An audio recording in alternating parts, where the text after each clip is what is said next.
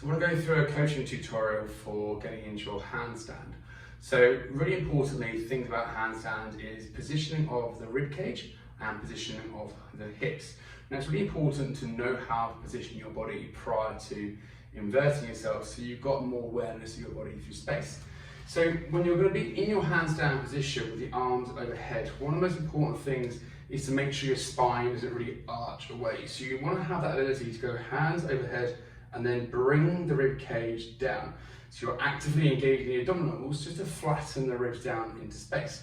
And then from there, you're going to be actively pushing the ground away and actually shrugging and bringing the shoulder blades up. So you want to have the sense of pushing into the floor, driving the floor away whilst bringing that rib cage down. So a really great place to practice that is in a hollow body position, where I can go into a little bit of spinal flexion, arms in flexion, and then drive imagine you're pushing into the floor and drive the arms away while simultaneously bringing that rib cage down. It's a really great way just to position the rib cage and the shoulder go.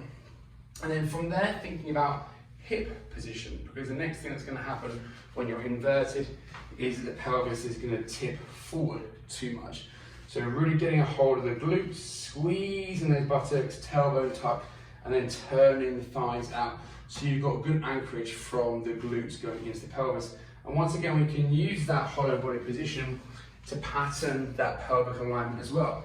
So with that spinal flexion overhead reach, arms can come up, and then you reach the feet away, and then really actively grip the buttocks, tailbone tuck, and then trying to drive the spine into the floor. So we're patterning the rib cage coming down towards the belly button and the belt line tilting down towards the belly button too, and then you hold that position. So a really great thing to do is to practice a couple of hollow body holds so you get a sense of where the rib cage and the hips should be. And then you're just really going to think about actively doing that whilst in the press up. So actively reaching and pushing the floor away, bringing the rib cage down, tilting and tucking the tailbone under.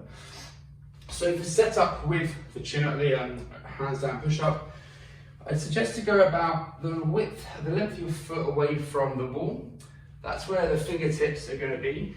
Then you've got a couple of options as far as hand position. You can either shoot middle fingers straight down the line and about just wider than shoulder width, or you can take yourself into a slightly more turned out position. And then for your kick up, you really want to walk your feet in as close to the wall as you can, and then use your dominant leg for the kick up. So hands set, I'm going to go for hands just slightly turned out. Invert yourself and then walk in as far as you can. And then from there, I'm going to use my left leg, which is my dominant leg, for the kick. Bring yourself up in position, actively push the floor away, bring the rib cage down, squeeze the buttocks, point the toes, and then just be actively thinking about those points as you hold that position. Hold that for a good 5-10 seconds to start with, and then bring your dominant leg down to the floor first. So really starting small chunks, 5 seconds, and then each week you can just gradually add a bit more time to each rep.